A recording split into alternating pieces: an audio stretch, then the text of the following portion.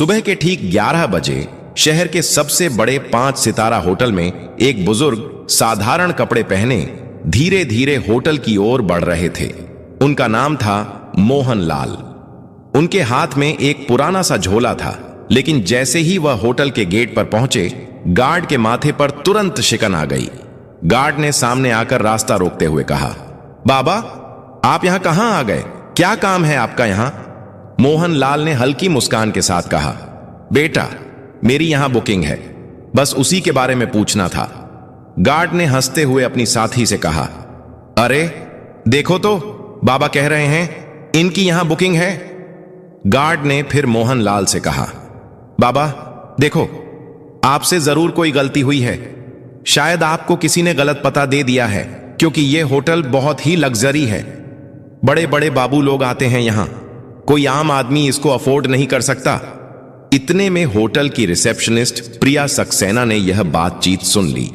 उसने अपनी नजरें मोहन लाल पर डाली, सिर से पांव तक उन्हें देखा और होंठों पर हल्की मुस्कान तैर गई। वह मुस्कान स्वागत की नहीं, बल्कि ताने और उपेक्षा की थी। प्रिया ने कहा, बाबा, मुझे नहीं लगता कि आपकी कोई बुकिंग इस होटल में होगी। यह होटल बहुत महंगा है, शायद आप गलत जगह आ गए हैं। मोहन लाल ने उसी सहजता से जवाब दिया, बेटी, एक बार चेक तो कर लो, शायद मेरी बुकिंग यहीं हो। प्रिया ने लापरवाही से कंधे उचकाए और कहा, ठीक है बाबा, इसमें समय लगेगा, आप वेटिंग एरिया में जाकर बैठ जाइए। मोहन लाल ने सिर हिलाया और धीरे धीरे वेटिंग एरिया की ओर बढ़े। लॉबी में मौजूद कई गेस्ट उन्हें अजीब नजरों से घूर रहे थे। किसी ने धीरे से कहा, लगता है मुफ्त का खाना खाने आया है। कोई और बोला, इसकी तो औकात भी नहीं है कि यहां का एक गिलास पानी भी खरीद सके। मोहन लाल ने यह सब सुन लिया, लेकिन वे चुप रहे। वह कोने में रखी एक कुर्सी पर बैठ गए, झोला जमीन पर रखा और दोनों हाथ छड़ी पर टिकाकर खामोश बैठे रहे। लॉबी का माहौल अजीब हो चुका था। लोग चाय और कॉफी की चुस्कियां लेते हुए उन्हीं की तरफ इशारा करके बातें बना रहे थे। किसी छोटे बच्चे ने अपनी मां से मासूमियत से पूछा, मम्मी, ये बाबा यहां क्यों बैठे हैं? ये तो होटल वाले जैसे नहीं दिखते। मां बच्चे से बोली, बेटा, सब किस्मत की मार है। जब किस्मत साथ ना दे तो हर किसी की सुननी पड़ती है। इसी बीच प्रिया फिर से वहां से गुजरी। उसने अपने साथी स्टाफ से कहा, पता नहीं मैनेजर साहब क्या कहेंगे, ऐसे लोगों को यहां बैठाना भी रिस्क है, होटल की इमेज खराब हो रही है। साथी ने हंसते हुए कहा, कोई बात नहीं, कुछ देर बाद यह खुद ही उठकर चला जाएगा।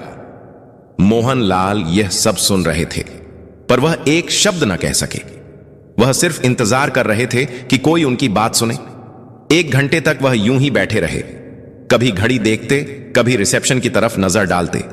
उन्हें उम्मीद थी कि कोई आएगा और कहेगा, हां बाबा, आपकी बुकिंग है, लेकिन ऐसा नहीं हुआ।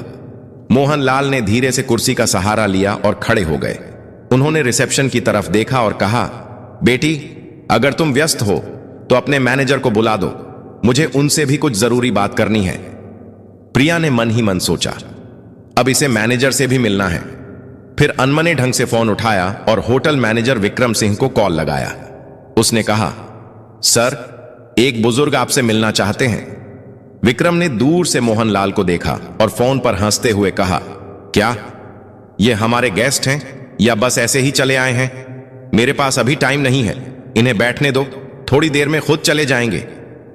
प्रिया ने वही आदेश दोहराया और मोहन लाल को और थोड़ी देर बैठने का आदेश दिया। मोहन लाल ने गहरी सांस ली और फिर से उसी कोने की कुर्सी पर बैठ गए। सारी नजरों का बोझ उनके कंधों पर था, लेकिन उनकी आंखों में अब भी वही सब्र था। मानो कह रहे हो, सच को छिपाया जा सकता है पर रोका नहीं जा सकता। लॉबी में मोहन लाल अब भी बैठे थे। समय धीरे धीरे बीत रहा था, लेकिन उनके लिए हर मिनट किसी पहाड़ की तरह भारी हो रहा था। इसी बीच रिसेप्शनिस्ट प्रिया सक्सेना दोबारा उनके पास आई। उसने रूखी आवाज में कहा, बाबा, आपको थोड़ा और इंतजार करना पड़ेगा, मैनेजर साहब अभी भी बिजी हैं। मोहन लाल ने मुस्कुराकर सिर हिलाया और बोले, ठीक है बेटी, मैं इंतजार कर लूंगा। उसी समय होटल का मैनेजर विक्रम सिंह अपने केबिन में बैठा हुआ किसी विदेशी क्लाइंट से फोन पर बातें कर रहा था। उसके चेहरे पर घमंड साफ झलक रहा था। फोन रखते ही रिसेप्शन से प्रिया का दोबारा कॉल आया। प्रिया ने कहा, सर, वो बुजुर्ग अब भी लॉबी में बैठे हैं, आप एक बार उनसे मिल लीजिए। विक्रम ने हंसते हुए कहा, बैठा रहने दो, थोड़ी देर में थक जाएगा और खुद चला जाएगा। मेरे पास ऐसे फालतू लोगों के लिए वक्त नहीं है। तभी वहां एक छोटा कर्मचारी आया।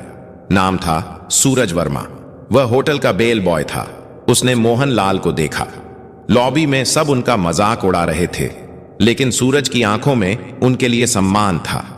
वह धीरे से पास आकर बोला, बाबा, आप कब से बैठे हैं? क्या किसी ने आपकी मदद नहीं की? मोहन लाल ने मुस्कुराकर उसकी ओर देखा और कहा, बेटा, मैं मैनेजर से मिलना चाहता हूं, पर लगता है वह व्यस्त हैं। सूरज का चेहरा कस गया।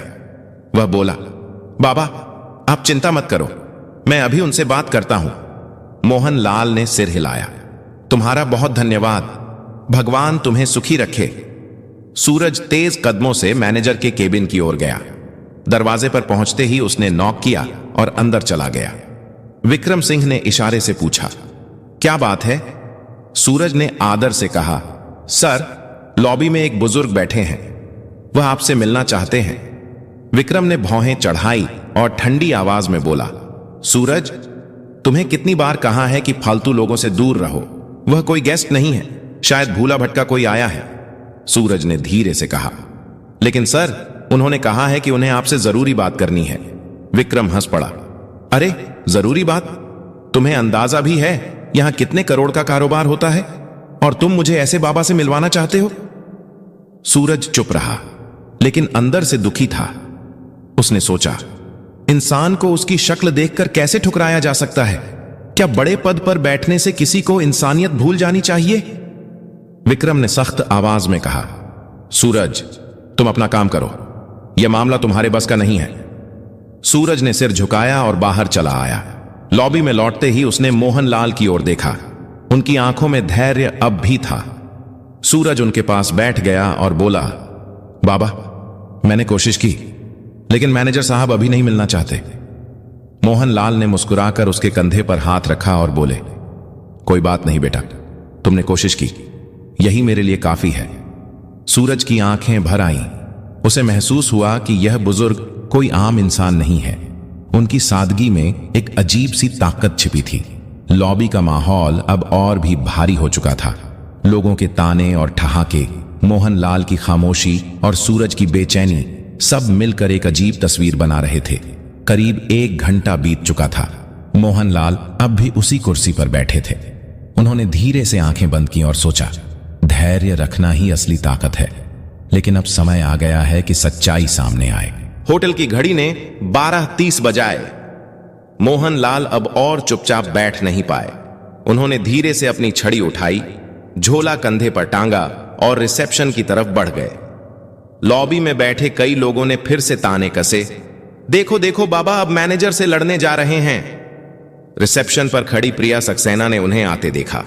उसने झुंझुलाकर कहा, बाबा, आपको कहा था ना, इंतजार कीजिए, मैनेजर अब भी बिजी हैं।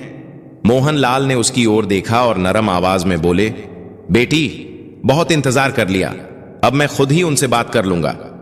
इतना कहकर मोहन लाल सीधा मैनेजर विक्रम सिंह के केबिन की ओर बढ़े। लॉबी में खामोशी छा गई। सबकी नजरें उसी तरफ टिक गईं। हर कोई देखना चाहता था कि आगे क्या होने वाला है।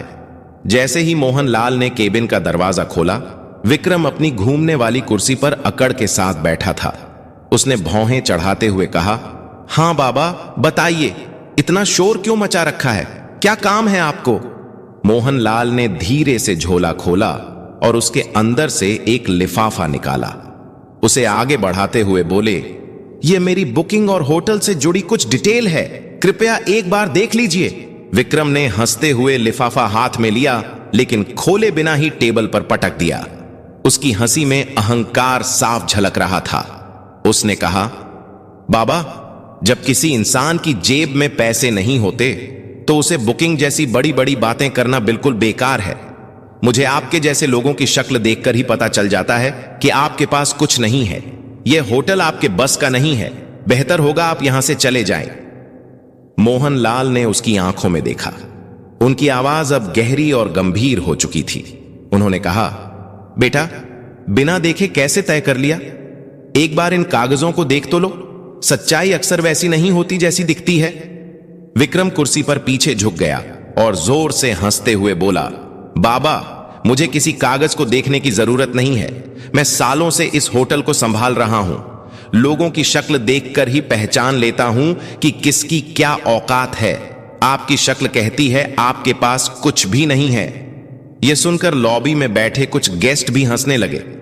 मोहनलाल ने गहरी सांस ली, लिफाफा टेबल पर रखा और शांत स्वर में बोले, ठीक है, जब तुम्हें यकीन नहीं है तो मैं चला जाता हूं, लेकिन याद रखना, जो तुमने आज किया है उसका नतीजा तुम्हें भुगतना पड़ेगा। इतना कहकर उन्होंने दरवाजे की ओर कदम बढ़ाए। पीछे बैठे गेस्ट फुसफुसाए, वाह, मैनेजर ने सही किया, ऐसे लोगों को यही सबक मिलना चाहिए। मोहनलाल होटल से बाहर निकल गए। उनकी धीमी चाल और झुकी हुई कमर ने पूरे स्टाफ के बीच एक अजीब सा सन्नाटा छोड़ दिया, लेकिन विक्रम अपनी कुर्सी पर बैठा मुस्कुराता रहा। उसके चेहरे पर गर्व और तिरस्कार का मिला जुला भाव था। इसी बीच बेल बॉय सूरज वर्मा उस लिफाफे की तरफ बढ़ा। उसने धीरे से उसे उठाया और चुपचाप अपने सर्वर कंप्यूटर की ओर चला गया। कंप्यूटर स्क्रीन पर उसने लॉगिन किया और फाइलें खोलना शुरू किया। लिफाफे में लिखी डिटेल्स के आधार पर उसने होटल का पुराना रिकॉर्ड खंगाला। कुछ ही देर में उसकी आंखें चौड़ी हो गई। स्क्रीन पर जो जानकारी थी उसने सूरज को हिलाकर रख दिया। रिकॉर्ड में साफ लिखा था, मोहनलाल, होटल के 65% शेयर होल्डर, संस्थापक सदस्य। सूरज की सांसें तेज हो गईं। उसने फौरन प्रिंटर से रिपोर्ट निकाली। कागज हाथ में लिए वह भागता हुआ मैनेजर के केबिन में पहुंचा। अंदर विक्रम अब भी किसी क्लाइंट से फोन पर बात कर रहा था। सूरज ने धीरे से कहा, सर, ये रिपोर्ट देखिए, ये वही बुजुर्ग हैं जो यहां आए थे। ये हमारे होटल के असली मालिक हैं। विक्रम ने फोन रखते हुए सूरज की तरफ देखा और भौहें चढ़ा ली। सूरज, तुम्हें कितनी बार कहा है, मुझे ऐसे लोगों की रिपोर्ट्स में दिलचस्पी नहीं है।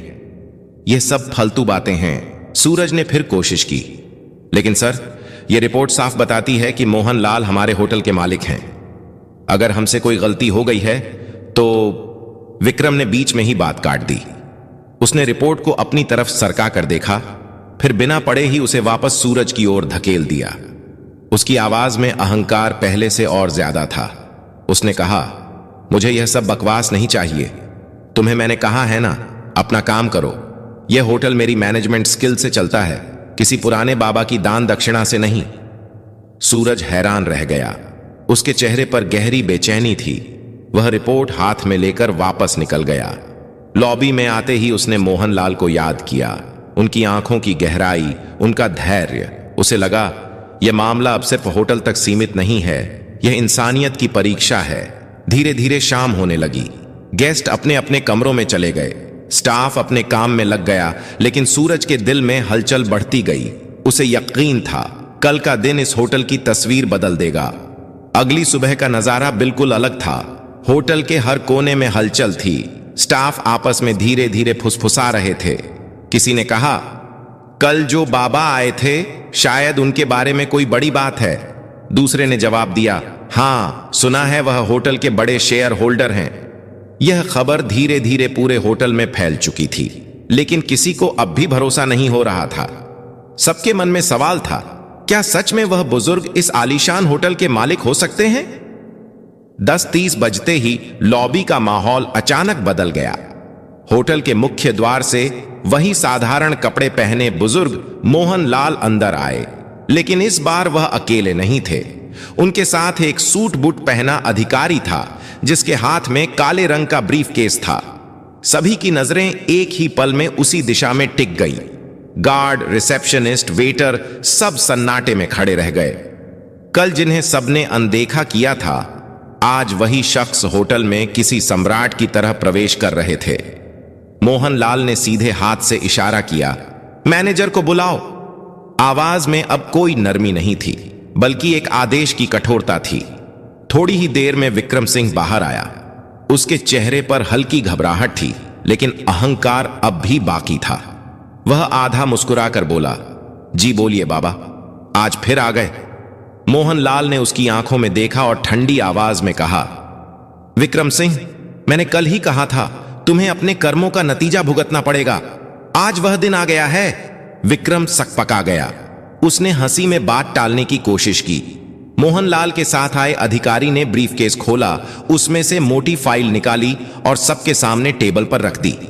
उसने जोर से कहा, ये डॉक्यूमेंट साफ बताते हैं इस होटल के 65% शेयर मोहनलाल के नाम पर हैं। असल मालिक वही हैं। पूरा स्टाफ स्तब्ध रह गया। प्रिया सक्सेना के हाथ कांपने लगे। लॉबी में मौजूद गेस्ट्स ने एक दूसरे को देखा और फुसफुसाए, ये तो सच में मालिक हैं। हमसे कितनी बड़ी भूल हो गई। मोहनलाल ने अपनी छड़ी जमीन पर टिका दी। उनकी आवाज अब तेज और दृढ़ थी। विक्रम सिंह, आज से तुम इस होटल के मैनेजर नहीं रहोगे। तुम्हारी जगह अब सूरज वर्मा इस पद को संभालेगा। विक्रम गुस्से से कांपते हुए बोला, आप होते कौन हैं मुझे हटाने वाले? यह होटल मैं सालों से चला रहा हूं। मोहनलाल गरजते हुए बोले, यह होटल मैंने बनाया है। इसकी नींव मेरी मेहनत से रखी गई थी।